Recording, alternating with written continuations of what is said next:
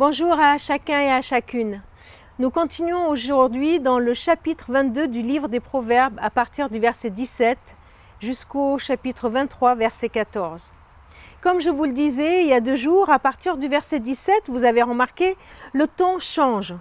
Le sage instaure un rapport différent, plus personnel, plus engagé, avec un jeune interlocuteur qui aura des responsabilités et il a besoin de repères.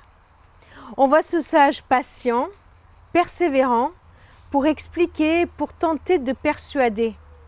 Voilà le dialogue qui est mis au centre de l'éducation. Et beaucoup de proverbes mettent en valeur l'éducation de la parole.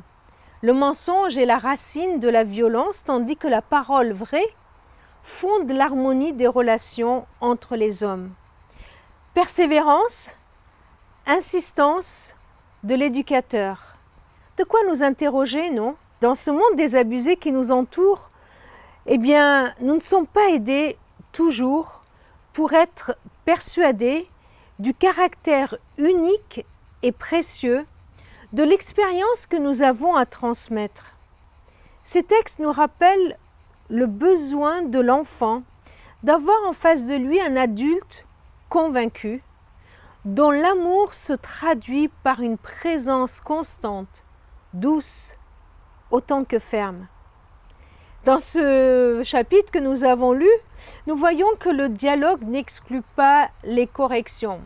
C'est vraiment pas très à la mode de nos jours. Eh bien là, il nous est dit que la correction, c'est l'inverse du laxisme. La correction, elle est là pour améliorer la conduite de l'enfant.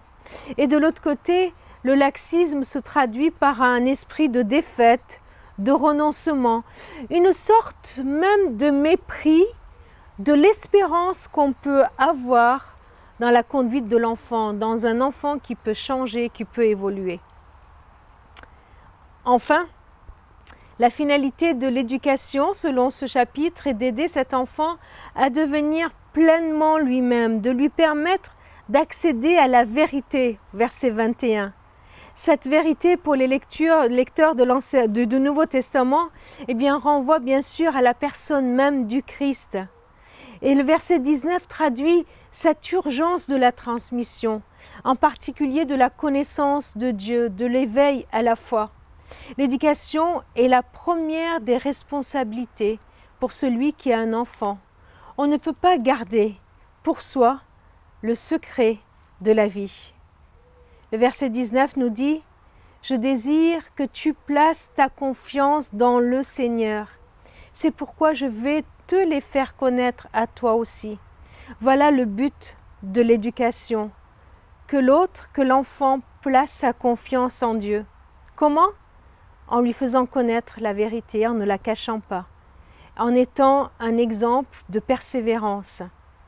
Et voilà que ce besoin de prêter l'oreille, d'écouter, va s'accompagner du modèle qu'ils vont voir et ils vont à leur tour croire qu'il est possible de mettre sa confiance en Dieu, en la vérité qui est en Christ.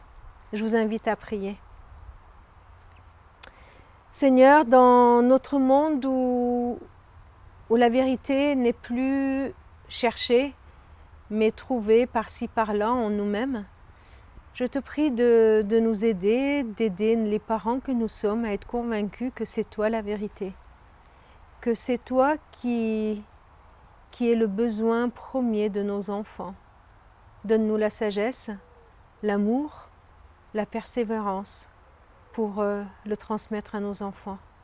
Aide-nous, Seigneur, en tout temps, à être de ceux qui aiment tellement nos enfants que nous ne voulons pas leur cacher la vérité. En ton nom, Père. Amen. Bonne journée à chacun.